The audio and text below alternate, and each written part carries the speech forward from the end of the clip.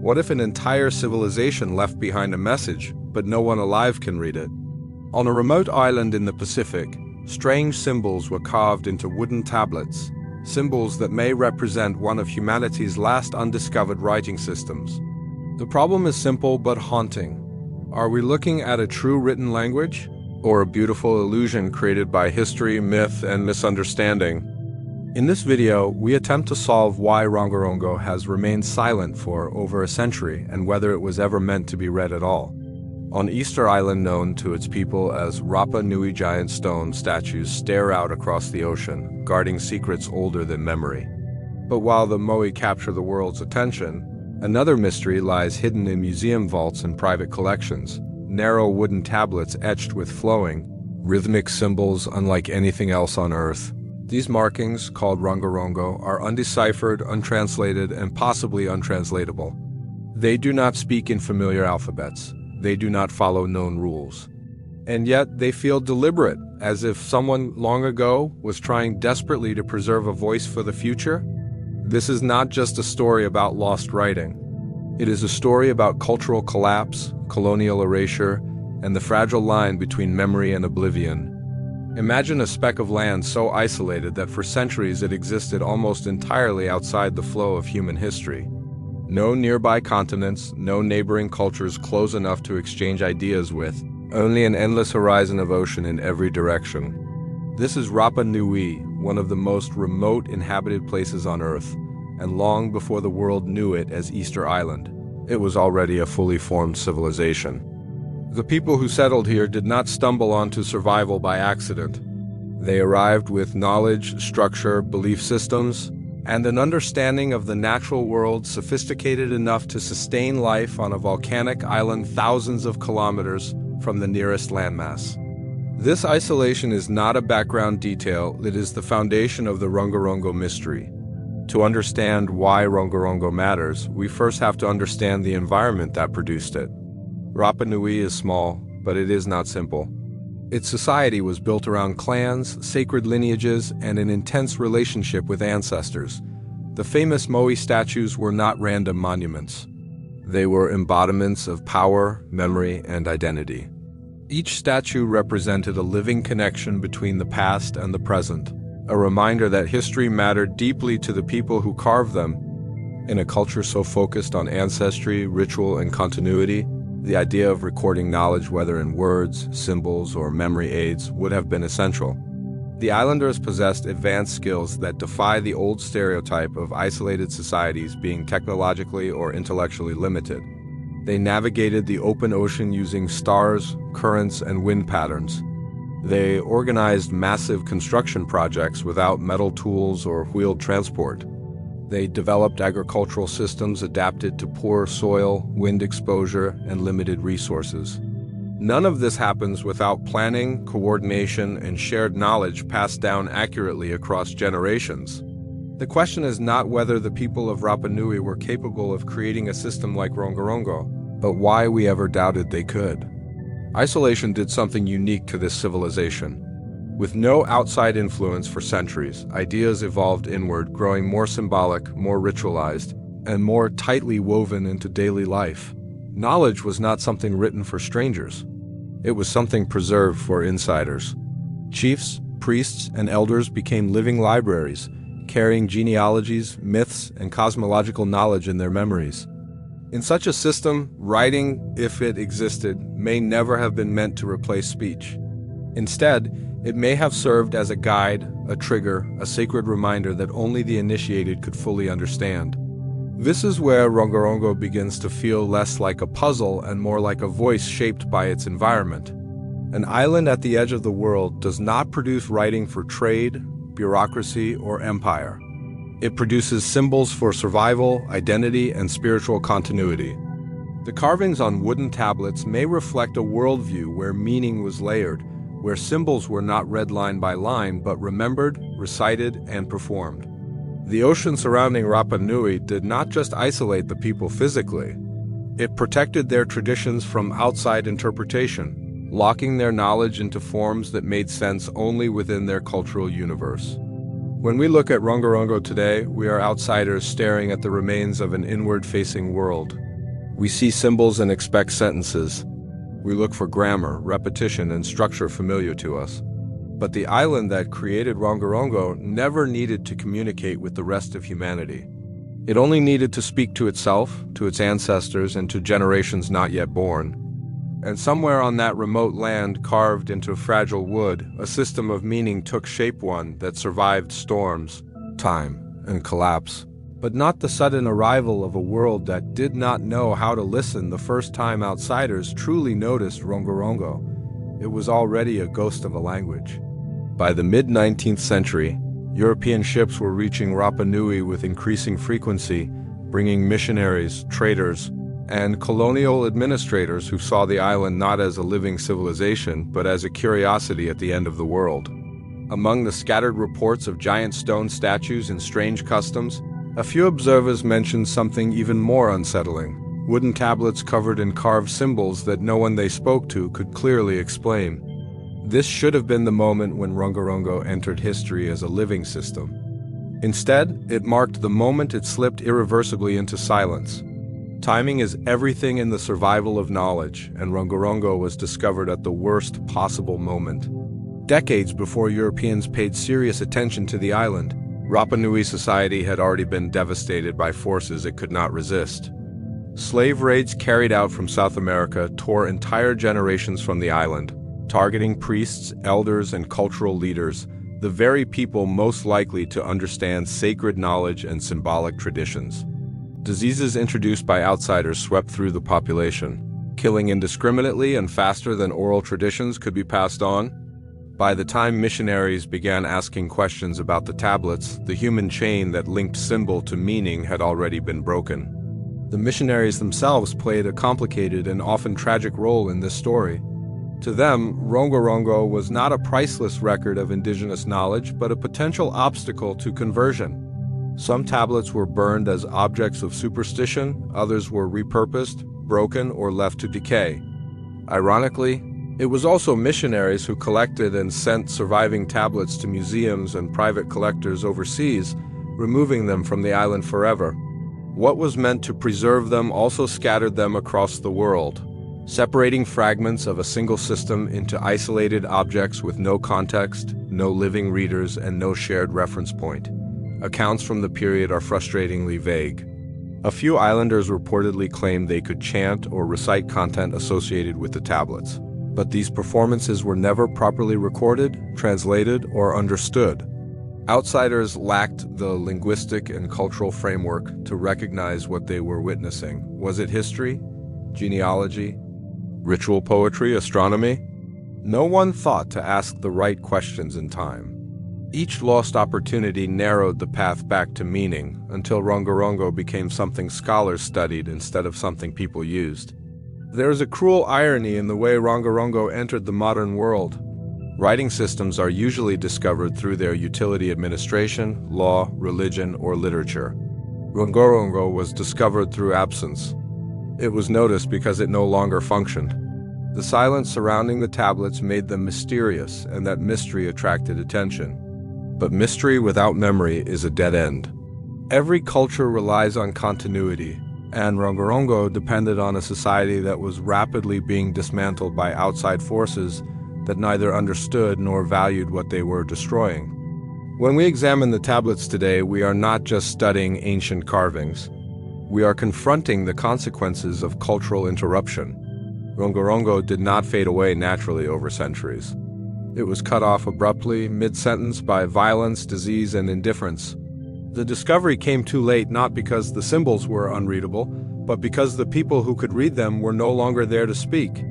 What remains is a collection of wooden voices locked in time, discovered by a world that arrived just in time to witness the aftermath. But too late to hear the message as it was meant to be spoken at first glance. Rongorongo doesn't look like writing at all.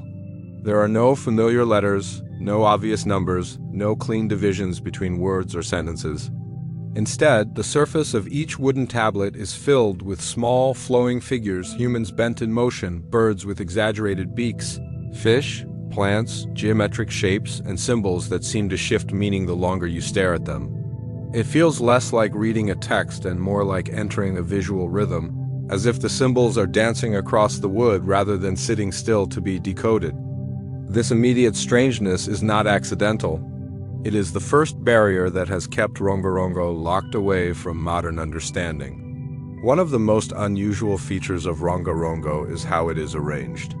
The symbols are carved in a reverse Busterfeden style, meaning the direction of reading alternates with each line. One line flows left to right, the next right to left, forcing the reader to physically rotate the tablet as they move through it. This is not an efficient system for casual reading. It demands attention, intention, and familiarity. Such a format suggests that Rongorongo was never designed for quick reference or mass communication. It was meant to slow the reader down, to control how knowledge was approached, and possibly to ensure that only trained individuals could access its meaning. The symbols themselves resist easy categorization. Some appear repeatedly across different tablets, hinting at shared themes or structural patterns. Others are rare, appearing only once or twice, like unique names or events. But repetition alone does not guarantee language. In known writing systems, repeated symbols often point to grammatical function or common words. In Rongorongo, repetition feels symbolic rather than functional.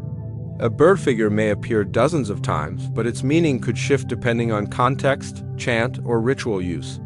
Without a living tradition to anchor these symbols, modern scholars are left guessing whether they represent sounds, ideas, actions, or memories. Another layer of strangeness lies in the material itself. Rongorongo was carved into wood, a fragile medium in a humid environment. This choice suggests that permanence was not the primary goal. Stone would have lasted longer. Clay could have been fired. Wood decays, cracks, and disappears. This raises an unsettling possibility. Rongorongo was never meant to survive us. It may have been intended as a temporary companion to oral performance, something recited aloud during ceremonies, then passed on or replaced. What we have today might be only the last surviving echoes of a much larger tradition that existed in forms now completely lost. The human figures carved into Rongorongo are particularly unsettling. They are not realistic portraits, but stylized forms with exaggerated heads, curved limbs, and symbolic postures. These are not passive characters. They appear to act, gesture, and transform. In some sequences, figures seem to interact, suggesting narrative or ritual progression rather than static information. This challenges the idea that Rongorongo functions like a written archive. It may be closer to choreography, where movement, voice, and memory completed what the symbols only began. What makes Rongorongo so difficult to interpret is that it sits in an uncomfortable space between writing and art, between record and performance. Modern systems of interpretation demand clear categories, alphabetic or pictographic, phonetic or logographic. Rongorongo refuses to choose. It borrows from multiple modes of expression without fully committing to any of them. And in doing so, it exposes a deeper problem not with the tablets but with us. We expect writing to behave according to rules we recognize. Rongorongo was shaped by a worldview that did not need to explain itself to outsiders. And every line carved into the wood reminds us that meaning does not have to follow the paths we already know. The most dangerous assumption we bring to Rongorongo is the belief that it must function like writing as we understand it. Alphabet, grammar, sentences, translation. These expectations shape every attempt to decode the symbols, and they may be the very reason all attempts have failed. Because Rongorongo exists at a crossroads where language, memory, and ritual blur into something unfamiliar, something that resists being pinned down to a single definition. To ask what Rongorongo says may be the wrong question. The more important question may be what Rongorongo does. In many oral cultures, knowledge is not stored in books but in people. Memory becomes a sacred responsibility, reinforced through repetition, performance, and ceremony. Words are not merely spoken, they are enacted. Gestures, rhythm, tone, and timing all carry meaning alongside sound. In such societies, physical objects often serve as memory anchors rather than information containers. They are prompts, not replacements. A carved symbol does not tell the whole story. It reminds the speaker which story to tell. Rongorongo may belong to this traditional system designed to guide recitation rather than replace it. Historical accounts hint at this possibility. Early observers reported islanders chanting from the tablets, not reading them silently. The act was performative, rhythmic, and communal. This suggests that the tablets functioned as part of a ritual process, where meaning emerged through voice and movement. If Rongorongo operated as a mnemonic system, then each symbol may have triggered an entire sequence of memorized content. What appears to us as a single glyph could have unlocked genealogies, myths, seasonal knowledge, or sacred instructions known only to initiated members of society. This would explain why Rongorongo appears so dense and repetitive without obvious variation. In a mnemonic system, repetition is a strength, not a flaw. It reinforces memory and ensures accuracy across generations. Symbols do not need to encode every detail if the performer already carries the narrative within them. The tablet becomes a map, not the territory. Remove the performers and the map becomes meaningless. This perspective shifts the tragedy of Rongorongo from being an unsolved puzzle to being a severed relationship between object and memory. Ritual adds another layer of complexity. Ritual knowledge is often deliberately restricted. Not everyone is meant to understand it. Symbols may be designed to obscure as much as they reveal, protecting sacred information from misuse. Rongorongo's ambiguous forms, layered imagery, and lack of clear structure could have served as a safeguard. Without proper training, the symbols remain opaque. This would mean that even during its active use, Rongorongo was never universally readable, not even among the islanders themselves. There is also the possibility that Rongorongo occupied multiple roles at once. It may have been used to record astronomical cycles, ceremonial calendars, lineage histories, and mythological events, all within the same symbolic framework. In such a system, meaning would shift depending on context. A bird symbol might represent a god in one chant, a season in another, and a clan in a third. Modern decoding efforts struggle because they search for fixed definitions where none may have existed. If Rongorongo was a living system tied to memory and ritual, then its silence today is not a failure of scholarship but a consequence of loss. Without the voices that activated it, the tablets are frozen mid-performance. They were never meant to speak on their own. They were meant to be spoken through. And when those voices were taken by disease, slavery, and cultural destruction, the symbols were left behind as quiet witnesses holding their shapes, but not their sounds, their forms, but not their breath, challenging us to rethink what it truly means to read something from the past. Once Rongorongo entered museums and academic journals, it became something entirely new, a challenge. For scholars, cryptographers, linguists, and historians, the tablets represented the ultimate intellectual prize-writing system that defied classification and resisted every known method of interpretation. Each generation believed it stood on the edge of discovery, convinced that the right theory, the right comparison, or the right technology would finally unlock the symbols. And each generation walked away with more questions than answers. Early researchers approached Rongorongo with confidence bordering on certainty. Many assumed it must be a form of pictographic writing, where symbols represent objects or ideas directly. Others believed it functioned like a proto-alphabet, encoding sounds of the Rapa Nui language. These assumptions shaped the earliest transcriptions, where scholars copied symbols into notebooks, assigning tentative meanings based on visual resemblance. A bird became a bird, a fish became a fish. But meaning does not live in resemblance alone, and these early interpretations quickly collapsed under scrutiny. As the field matured, researchers turned to structural analysis. They cataloged every known tablet, counting symbols, tracking repetition, and searching for patterns. Some sequences appeared too regular to be random. Others were frustratingly inconsistent. Statistical methods suggested structure but not language. There were rules at work, but they did not behave like grammar. This placed Rongorongo in a no-man's land too ordered to be decoration, too fluid to be conventional writing. One of the most tempting breakthroughs came from attempts to link Rongorongo to the Rapa Nui language itself. If the tablets encoded spoken words, then known myths, genealogies, or chants might offer a key. Scholars compared symbol counts to syllable patterns, searched for repeated names, and tried to align tablets with recorded oral traditions. Every apparent match fell apart under closer examination. The tablets refused to line up cleanly with speech, suggesting that if language was involved, it was only part of a much larger system. The mystery deepened as more tablets were discovered, or rather, rediscovered in museums and private collections across the world. Each new fragment raised hopes, then introduced new contradictions. Some tablets shared symbols but arranged them differently. Others used rare glyphs unseen anywhere else. Without a complete corpus or clear chronology, scholars could not determine whether they were looking at regional variations, chronological evolution, or entirely different functions. The scattered nature of the tablets mirrored the fragmented understanding of the culture that produced them. In recent decades, technology has entered the search. Computers have analyzed symbol frequency, alignment, and repetition at scales impossible for individual researchers.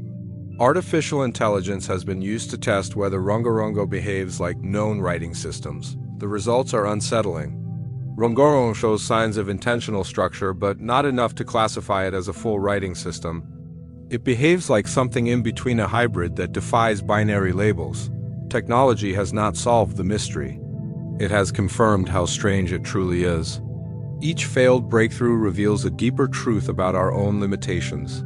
Scholars arrive with tools designed for decoding texts meant to be read silently, individually, and universally.